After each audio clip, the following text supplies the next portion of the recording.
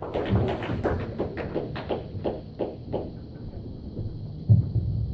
we feeling tonight? Yeah. Our last comment was talking about musicals and weed. It's appropriate because I like smoking weed before I watch movies. It really helps with bad movies. There's this theme in cinema. It's called suspension of disbelief. It's basically you watch a movie and something ridiculous happens and you just go with it because you want to enjoy the movie. And weed helps with that. You know, a good example would be Spider-Man. A teenager is bit by a radioactive spider. He grows little pubes on his fingers, and he can climb on walls now. 2 bong rips, and I'll believe that. But with a musical, there's not enough weed in the world for me to wrap my mind around it. Because in a musical, a guy leaves his house, starts singing a song about his day, and all of his friends and neighbors know all of the lyrics and choreography to that song. I call bullshit on that one. Of course, I'm kind of a fucked up individual. I only enjoy musicals with ritualistic murder in them, like Sweeney Todd and the original Willy Wonka. I mean, let's be honest here, he fucking killed those kids. You never saw them again. And they're like, hey, that kid's drowning. I think, no, he's going to our fudge room. Here's another song. He killed those kids with a smile on his face and a song in his heart. I don't know. Does anyone feel like their parents wanted to have them, but once you popped out, they changed their mind real quick? So you had a child leash as well? Yeah, that's what that means. That's the question I was asking. Did your mom ever tie you to a pole outside of a convenience store and go, I'm going to get some Marlboro Light 100s, don't talk to strangers? You guys say? No? Did it happen to you? Alright, let's get to more relatable material then. I'm from Florida, but don't worry, I'm not going to fuck things up too much. I'm voting for Bernie Sanders. Yes. Here's the thing, though. I can't shake the feeling that Bernie Sanders is the grandfather I never had, telling me fairy tales. Grandpa Bernie, will you tell me the one about free college again? That was my favorite. Are we really going to rebuild our infrastructure? Only if you believe, Kyle. Only if you believe. He's like shaking his hands around. He can't keep his hands still. He's excited. I don't want him to get shot.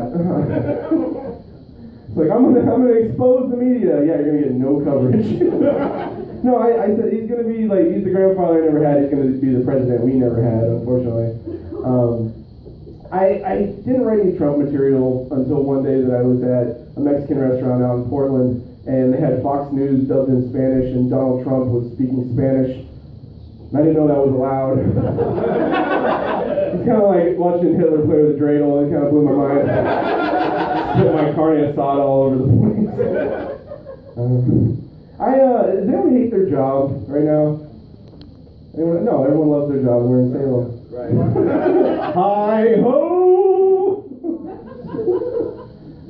I hate my job. I've had some shitty bosses. The worst boss I ever had, he was super passive-aggressive, and when he was talking to you, he had his own personal conversation safe word, and that was when he was done with the conversation, and his was good deal. So you'd be talking to him, and his face would start tinging, and you're like, oh, it's coming. And he'd go, good deal, and then he'd walk away. It was fucked up. It was kind of like disrespectful, you know?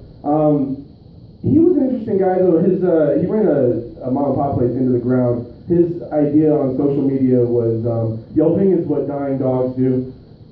And yeah, you put it on your business card. That's great. I'm at a very corporate burger joint right now. Let's call it Blue Buzzard for legal purposes, because I'm pretty sure that they have bottomless lawyers on retainer.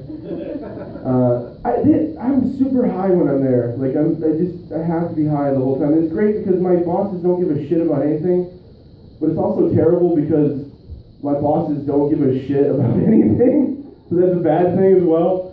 During our Christmas break, a hammer with a rubber mallet fell in the gluten-free fryer, and we didn't find out about it until January 2nd. So every time someone orders gluten-free fries, I go, hammer time.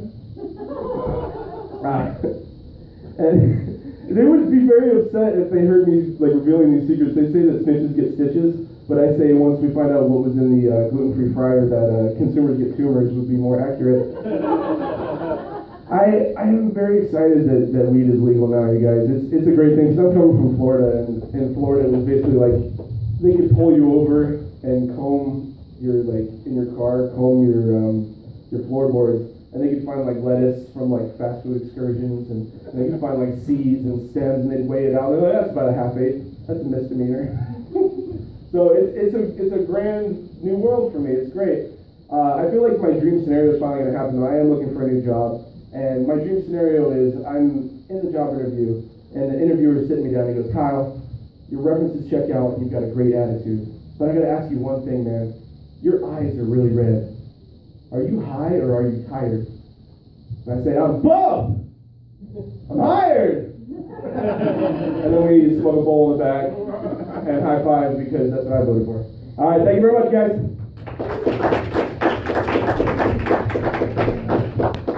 All right, keep it going for Kyle Adams. Woo!